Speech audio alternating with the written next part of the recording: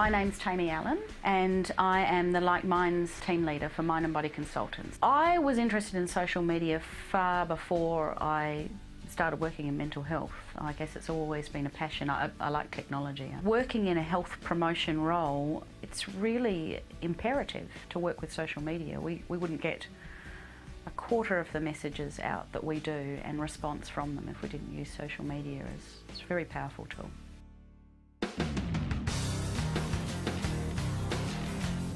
I think you've always got to keep in mind the WIFM concept, the what's in it for me, and always be your reader, not the writer. And it's not necessarily something tangible. I mean, you're not giving away free iPhones or a packet of chips. It's about, is it humorous? Is it something that interests me? Is it something that I'm passionate about? And those messages can change. Someone said to me a few weeks ago, do you have a separate profile for your personal stuff as opposed to your work stuff? I do have a work profile that I use specifically for that, but in terms of uptake of the message, it's a lot less than if I put the same message on my personal profile, because people are interested in all aspects of me as a person and building that relationship.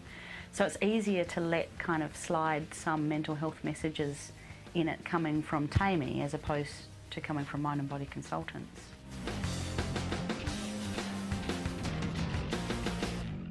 The benefit of social media is that you can target your messages to exactly the type of people that need to hear those messages and change it on a daily basis. So if you're after mental health consumers, then you can target messages directly to them. And if you are after, say, a corporate market and trying to get some destigmatising messages into employment, for example, you can target some specific messages to them. One of the easiest ways in the beginning, if you're using something like Facebook, for example, is to do targeted ads. In terms of the money you spend on a Facebook ad as opposed to something that you might put in the Herald, the cost is really marginal. We've used Facebook ads successfully for events and ticketing, trying to advertise for people coming along to training or education, or some free training and education. To advertise grants, you can set up a very clear budget of $200 for a 6-month period, and you'll still find that you'll get a lot of hits in that time because you'll be targeting the exact demographic that you're after.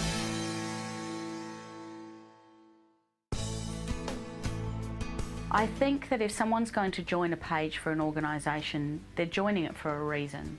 So if your organisation is very, very widespread in the interests that it has, then you're going to lose some people if what you post is not to their interest. We split our pages up, so we have the Rethink page, and the types of demographic for that are people who are writers or performers or creative types of people. And then we have our company page, which is more about those general mental health messages and the types of work that we're doing as a company and things like that.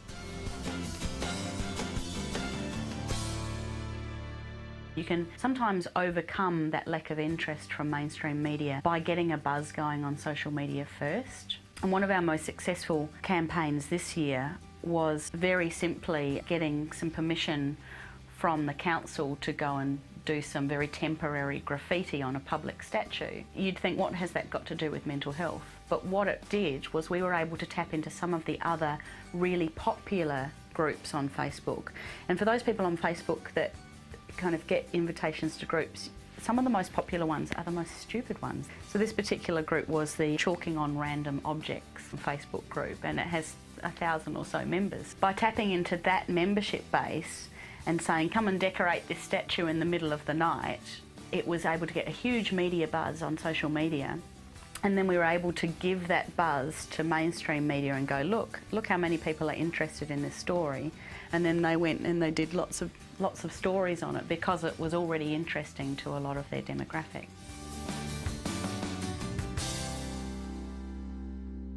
Social media can tap into what's cool now, like right in this second. And if you can manipulate that social vibe and kind of tie it in with what you're doing, even if it's loosely or in a silly or humorous way, people are more likely to follow it. A good example is the Neck Minute YouTube video. I've posted some things to do with mental health, but I've stuck that Neck Minute thing in the end, and you know that because 1,000 people a minute are searching the words Neck Minute, some of them are just going to likely fall on some of your mental health messages.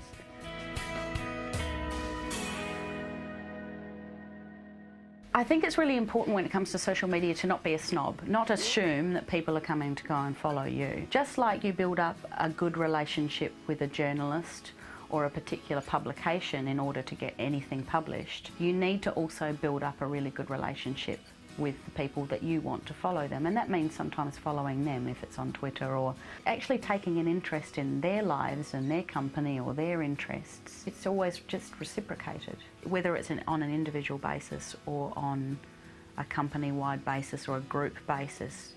Being active in terms of your posts on their wall helps for them to take an interest in what you're posting as well.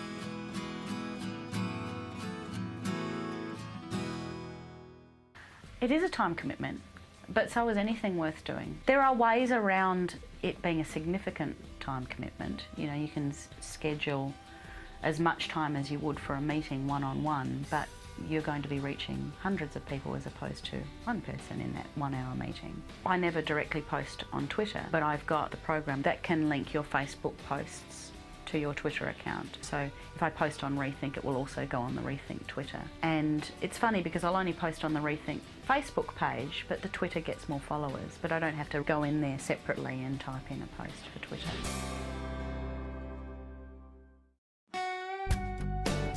Probably in anything that reports in terms of contract, we now have to give evidence that what we do works. Using anything on the web that has analytic tools to measure that success is just such an easy way, and actually keep a track of the things that work better than what you did last time. It really is now as easy as just clicking on a report and downloading the report for the month.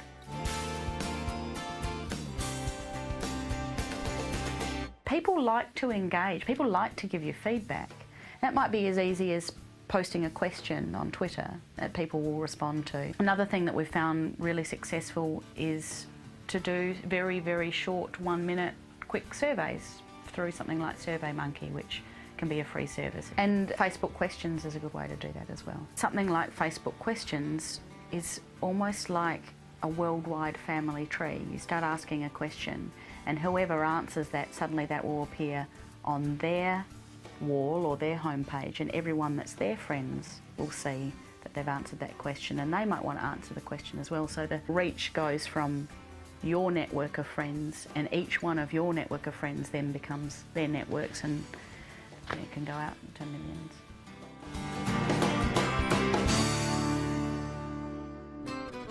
One of the most important things to remember whenever you put something online is that people can't see your body language. If it can offend someone, it will. Do run past what you're going to post with at least one other person from the company to make sure that they read what you intended.